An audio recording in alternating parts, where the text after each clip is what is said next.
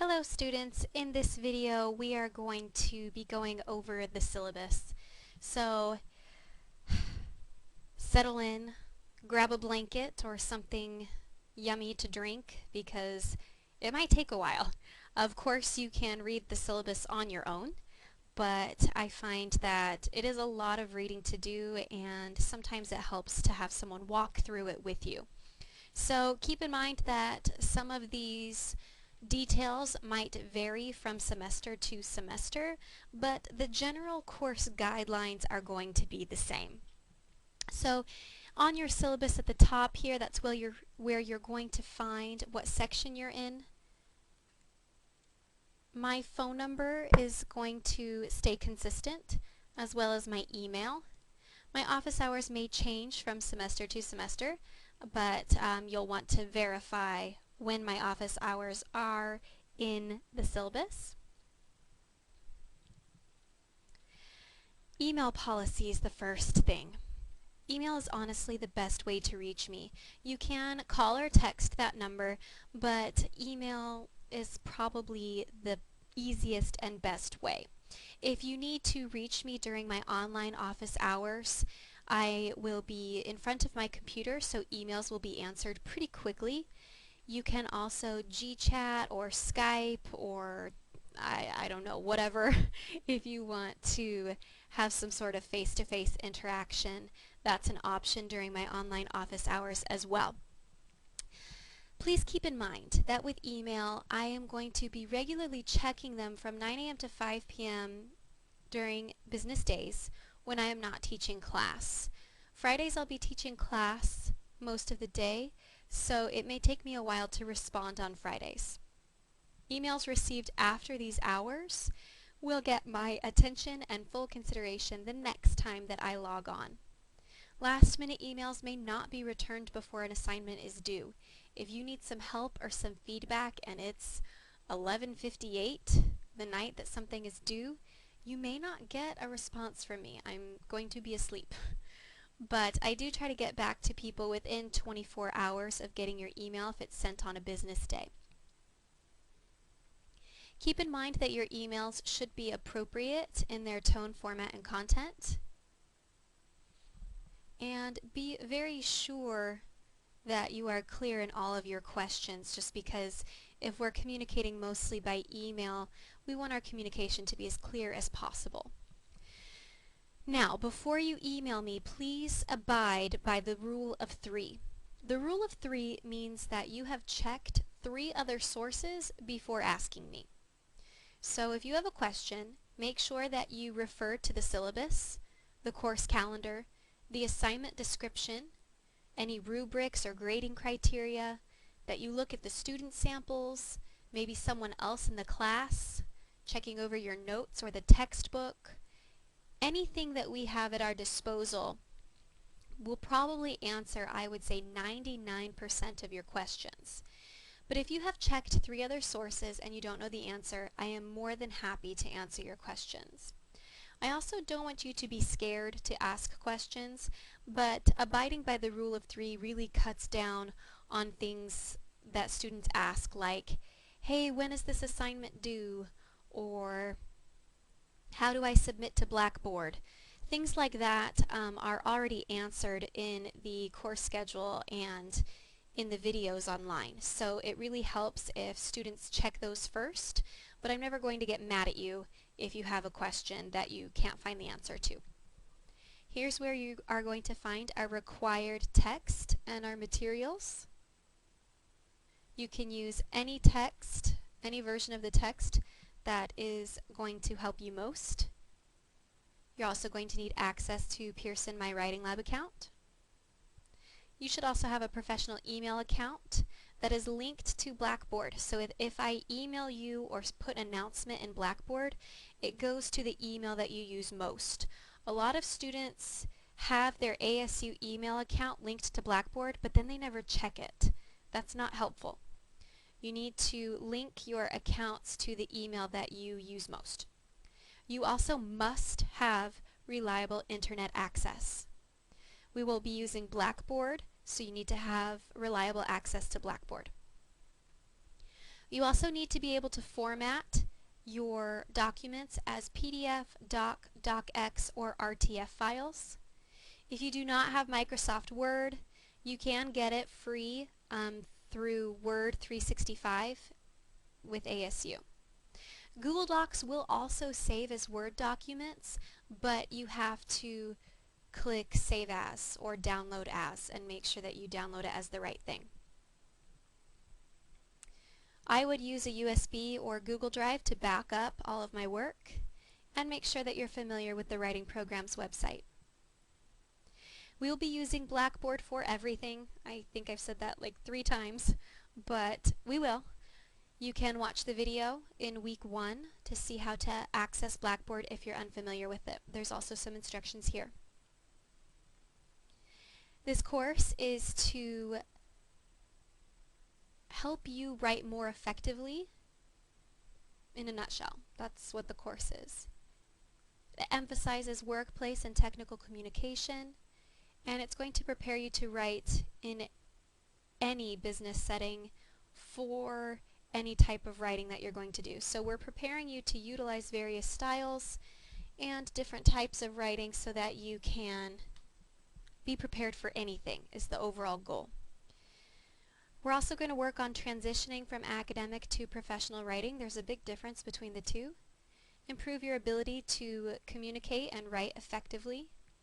Investigate and incorporate different research sources. Avoid plagiarism. Demonstrate mastery of standard grammar and writing mechanics.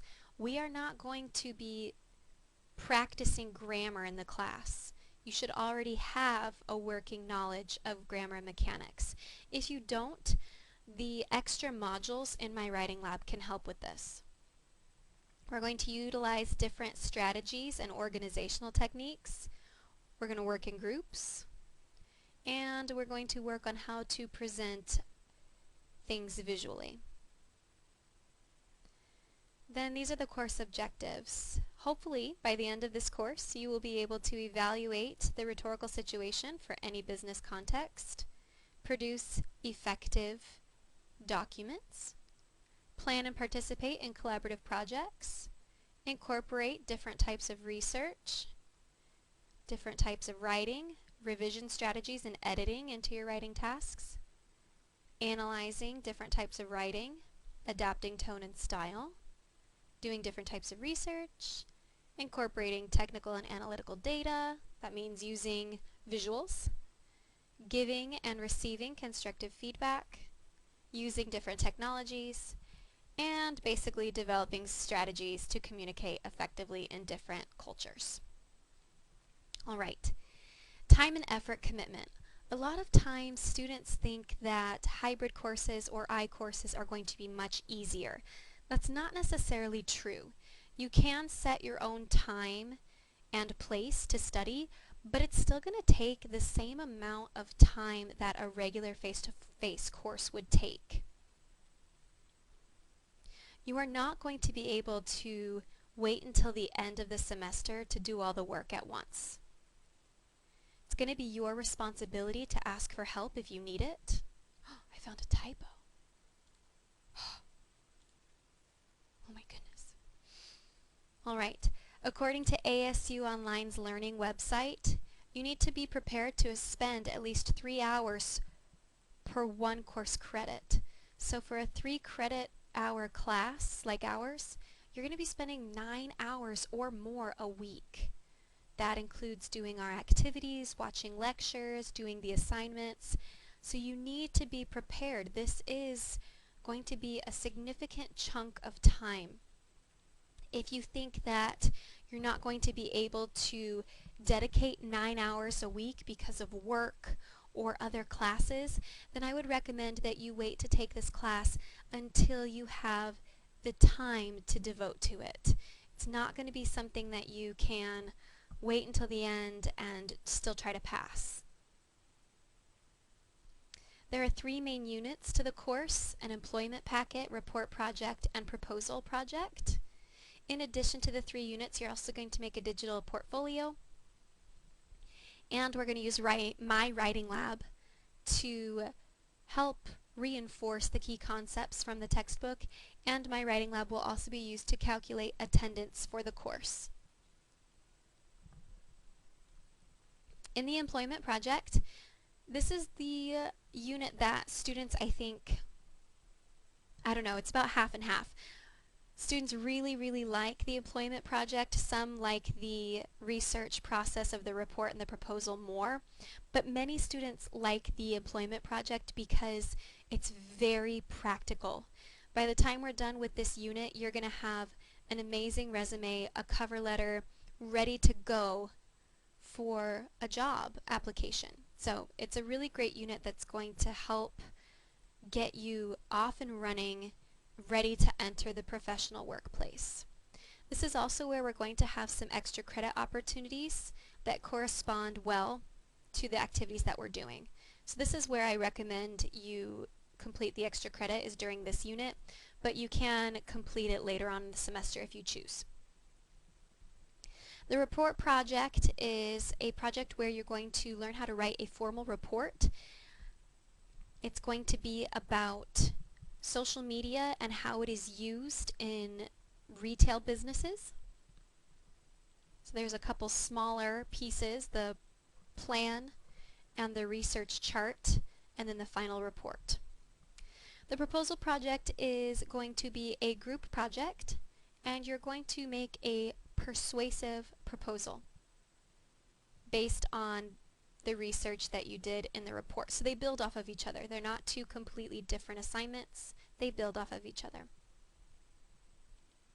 Something that's kind of fun about the proposal unit is that we're going to have a team conference call, because it's something that students don't really know how to do. So we're going to try that out and make sure that you are ready to do that in the real world, because conference calls happen a lot. And then we've got our portfolio and reflection as our culminating project for the course. All of these will be detailed in depth weekly in the assignment prompts and in other videos. So you don't need to worry about understanding everything right now, but this is just kind of, if you want to know what we're doing, here's the overview. Here are all the things you need to know about my writing lab. Instead of using discussion boards or reading quizzes, we are going to be using my writing lab. Those are going to be the things that take the place of kind of the face-to-face discussions that we do in class, and other hybrids and iCourses use Blackboard discussion boards or blogs or things like that, but we're going to be using my writing lab. Most of my students agree that these assignments help them a lot, and help them to think about issues that they might actually encounter in the workplace. There's a very practical element to a lot of the case studies in the activities. You'll notice that, again, my writing lab activities are not worth any points. This is used to calculate your attendance. Okay? Actually, there is a change to this. Sorry about that. Good thing I'm going through this. For my hybrid classes, I ask that they have the My Writing Lab activities done before we meet. But if you're an online class, we don't meet, so you have until the end of the day on Fridays. My Writing Lab assignments are always due weekly on Fridays, right? So they're due at the end of the day on Fridays. You should complete the assignments after reading the corresponding chapter, and you must get 80% or better on the quizzes and responses in order to earn credit. You only get one chance to write your response, so you want to make sure that it's thoughtful and clear and follows the directions. But for the quizzes, you do get 3 tries. But only 3 tries. Something about grading to keep in mind is that for some reason, and I've talked to Pearson about this, but it's kind of confusing. When you submit and finish a My Writing Lab assignment, it doesn't show as complete until it has been graded, so just keep that in mind. If you have any issues with your final grades for the main projects of the course, I ask that you wait 24 hours, reread your paper and the assignment sheets, and then contact me and we can review your grade together. Final grades in the course are calculated by this scale. Please note that I do not round up grades. That's why I offer the extra credit opportunities. There will be 3 different extra credit opportunities. And if you do all 3 of them, you get 30 points of extra credit, which is a lot. So if you end up with a 79.9% in the class, it's going to put you right here. Okay? Now, even though in the real world you don't get any special reward or recognition for doing your job, if you get a 98% or above in the class, you will earn a grade of an A+ or a 4.3 for your grade. I do that because I feel like if you get a 98 or above, that's kind of exceptional and you've put in a lot of really hard work. So I want to give you a little, I don't know, a little thank you for your efforts. Now, that said, if you have a 97.9, I'm not going to round you up to the A+. Please don't ask. It just makes me kind of cranky because I'm already doing something nice for you. And please note that no other plus minuses are assigned. There's nothing worse than an A- in this world, or a B- in this world. I don't like minus grades, so the only thing that I do is this A+ for a 98% or above. This is the point breakdown of the semester. You can see that there are many opportunities to earn points, 1,000 points in total for the class. Now we're going to get into attendance. Now the attendance policy for iCourses is going to be a little bit different from my other courses. So I am going over the iCourse policy because this video is specifically geared towards students who are taking online. So obviously we don't have any face-to-face classes. So the definition of an absence for an iCourse is failure to complete the scheduled My Writing Lab assignments before the deadline. So that's what counts as an absence. And you can miss four absences. So for 4 weeks, if you don't complete your My Writing Lab assignments, you're okay. But if you fail to complete another week's assignments, that's when you're going to fail the course unless you withdraw. If you have any questions about this, please ask. But basically that's all there is to it, is if you want to make sure that you maintain perfect attendance for the class, make sure that you're completing the My Writing Lab assignments. Okay?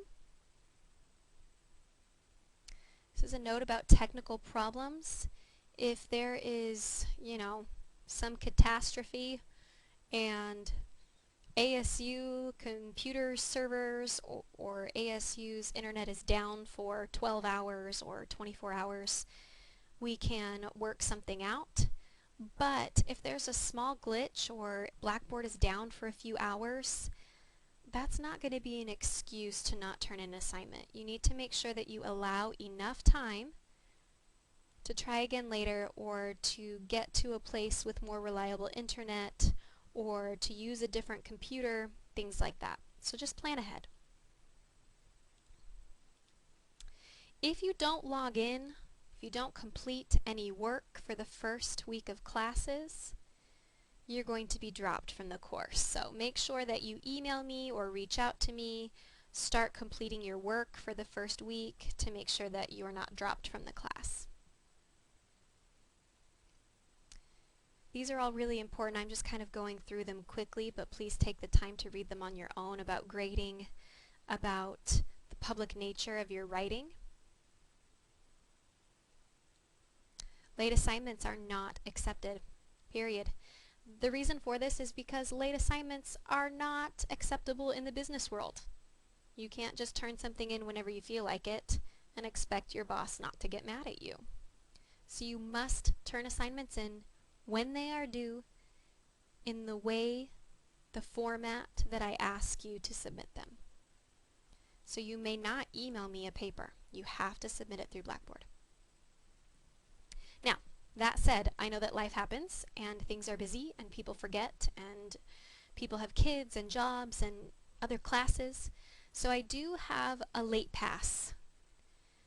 Once per semester, you can use a late pass for one of your final drafts. It gives you an extra 48 hours to use it. To use your late pass, you can just type that you are using your late pass in the comments box when you submit your assignment. And I won't dock any points or anything like that as long as you have your late pass. And I do keep track of who has used their late passes, so you only get one chance. One late pass per semester. You must turn in all major writing assignments to pass the class. And writing must be done for this class. That means that you cannot turn in a resume that you wrote in WP Carey 101 and expect to pass the assignment. You have to write new material for these assignments. Here is the statement on academic dishonesty that is in every syllabus if you need to familiarize yourself with that. Same with disruptive behavior, won't be tolerated. Now, online that's a little bit different, but you can still be disruptive to someone's learning if you are sending them threatening emails or something like that. Sexual violence and harassment will not be tolerated. Accommodations will be made for students with disabilities, but you need to go through the Disability Resource Center. We will be having an end of the semester portfolio, so make sure that you save your work in multiple places. And you should keep all assignments for this course until the term is officially over. This is a good rule for any class. You want to make sure you keep everything until your final grades are posted. If you're unhappy with your final grade, there is a grade appeal process that you'll need to go through. You can find that information on the ASU Writing Program's website.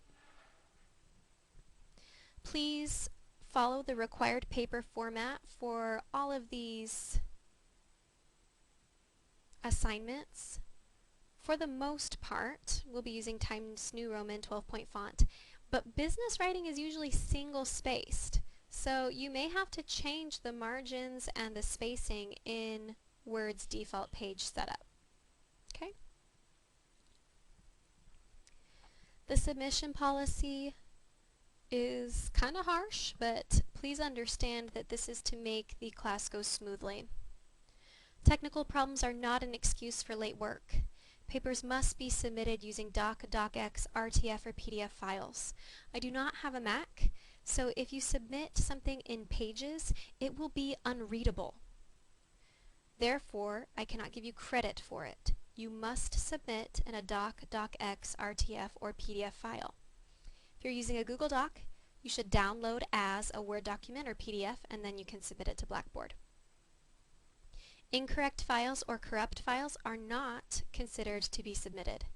So I know that none of you would ever do this, but some students think that they can turn in a corrupt file, and then that'll buy them some time until the paper is graded, and then the teacher will say, "Oh, you turned in the wrong file, can you resubmit the correct file?" And then they've gotten an extra week or so on their paper. Most teachers are getting wise to that practice. Therefore, we do not allow corrupt files to be considered as submitting your assignment. So you need to double check and make sure it's the correct file.